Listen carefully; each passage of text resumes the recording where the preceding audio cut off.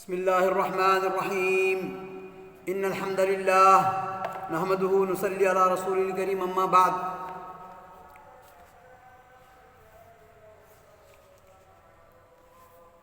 وعن جندب بن سفيان رضي الله تعالى عنه قال شهدت الأضحى مع رسول الله صلى الله عليه وسلم فلما قضى صلاته بالناس نظر إلى غنم قد ذبحت فقال من ذبح قبل الصلاة فليذبح شاة مكانها ومن لم يكن ذبح فليذبح على اسم الله متفق علیہ۔ حضرت جندب بن سفیان رضی اللہ عنہ نے بیان کیا کہ میں عید قرباں میں رسول اللہ صلی اللہ علیہ وسلم کے ساتھ تھا۔ جب رسول اللہ صلی اللہ علیہ وسلم لوگوں کو نماز پڑھا چکے تو دیکھا کہ ایک بکری ذبح کی ہوئی ہے۔ آپ صلی اللہ علیہ وسلم نے فرمایا جس کسی نے نماز سے پہلے ہی اسے ذبح کر دیا ہے وہ اس کی جگہ دوسری بکری ذبح کرے، اور جس نے ذبح نہیں کیا اسے بسم اللہ پڑھ کر ذبح کرنا چاہیے۔ اس حدیث سے معلوم ہوا کہ قربانی کے جانور کو ذبح کرنے کا صحیح وقت نماز عید کے بعد ہے۔ اگر کسی نے نماز کی ادائیگی سے پہلے ہی جانور ذبح کر دیا تو اس کی قربانی نہیں ہوئی، اسے دوبارہ قربانی کرنی چاہیے۔ قربانی کا انتہائی وقت کیا ہے اس میں اختلاف ہے۔ امام مالک رضی اللہ عنہ، امام احمد رحمۃ اللہ علیہ کے ہاں ذوالحجہ کی 12 تاریخ کی شام تک اس کا آخری وقت ہے، اور امام شافعی رضی اللہ عنہ کے نزدیک ذوالحجہ کی 13 تاریخ کی شام تک، داؤد الظاہری تابعین کی ایک جماعت کے نزدیک منی میں 12 ذی الحجہ کی شام تک، اور غیر منی میں یوم النحر کی شام تک۔ صرف ایک روز اور ایک جماعت کی رائے یہ بھی ہے کہ ذوالحجہ کے آخری دن تک۔ حافظ ابن قیم رحمۃ اللہ علیہ نے زاد المعاد میں اور حافظ ابن کثیر نے اپنے امام شافعی کے موقف کو دلیل کے اعتبار سے راجح قرار دیا ہے کہ ایام تشریق یعنی 13 ذوالحجہ تک قربانی جائز ہے۔ جندب بن عبداللہ بن سفیان رضی اللہ عنہ بجیلہ قبیلہ سے ہونے کی وجہ سے بجلی کہلائے، اور علقی بھی، اور علقی بجیلہ کی شاخ تھی، صرف شرف صحابیت سے مشرف تھے، اور بسا اوقات اپنے دادا کی طرف منسوب کیے جاتے ہیں۔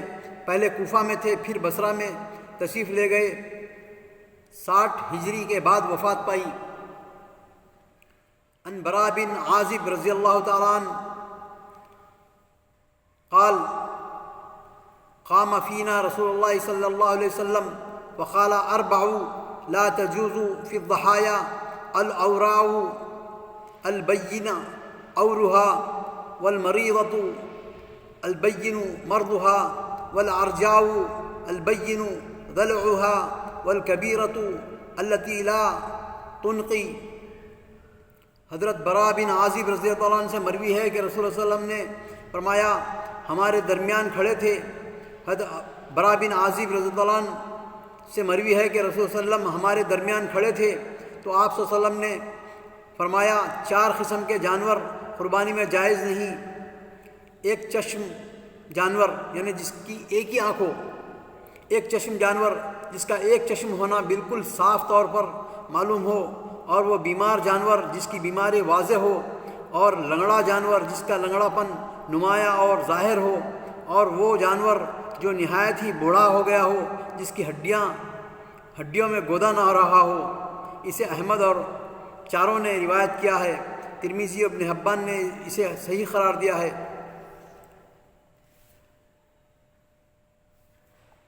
اس جانور کو العورا اس جانور کو کہتے ہیں جس کی ایک آنکھ کی بصارت جاتی رہی ہو۔ البین ظاہر اور واضح جس کو کہتے ہیں۔ اورہا یعنی اس کا کنڈا پن، اس کا جو ہے نا ایک آنکھ پن واضح طریقے سے معلوم ہو،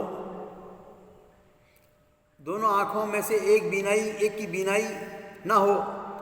والمریضۃ البین مرضها بیمار وہ عموماً چارہ نہ کھاتی ہو، اور اس کا مرض اس کے گوشت کے ناقص اور خراب ہونے کی وجہ سے واضح اور نمایاں ہو۔ الارجا اس جانور کو کہتے ہیں جس کے ایک پاؤں میں چوٹ آئی ہو اور اس وجہ سے چل پھر نہ سکتا ہو یا لنگڑا ہو۔ ضلعھا ضاد اور لام پر فتحہ اور لام پر سکون بھی جائز ہے، معنی اس کا لنگڑا پن ظاہر ہو جس وجہ سے وہ جانور چل پھر نہ سکے یا چراگاہ میں دوسرے جانوروں کے ساتھ مل کر چرنے کے لیے نہ جا سکے۔ التی لا تنقا باب الافعال سے ہے، یعنی لاغر اور کمزور ہونے کی بنا پر اس کی ہڈیوں میں یخ اور گودا نہ رہا ہو۔ یہ حدیث اس بات کی دلیل ہے کہ مذکورہ بالا چاروں عیب والا جانور قربانی کے لیے لائق نہیں، ان میں سے ایک عیب والا جانور بھی قربانی کے لیے جائز نہیں، اور اس طرح کا دوسرا کوئی عیب یا جو اس سے بھی قبیح ہو، عیب کے واضح اور نمایاں ہونے کی قید اس چیز کی متقاضی ہے کہ قربانی کے جانور میں معمولی نوعیت کا کوئی نقص اور عیب قابل گرفت نہیں، معاف ہے، قابل درگزر ہے۔ اللہ تعالیٰ سے دعا ہے کہ ہم کو حدیث پڑھنے کی، سمجھنے کی، عمل کرنے کی اور صحیح بات کو تبلیغ کرنے کی توفیق عطا فرما۔ وآخر دعوانا الحمدللہ رب العالمین۔ ناظرین سے ہماری گزارش ہے کہ ہمارے اس یوٹیوب چینل کو جو ہے نا سبسکرائب کریں اور شیئر کریں، اس سے ہمارے چینل کو جو ہے نا تقویت ملے گی اور دین کا کام کرنے میں اور آسانی ملے گی۔ وآخر دعوانا الحمدللہ رب العالمین۔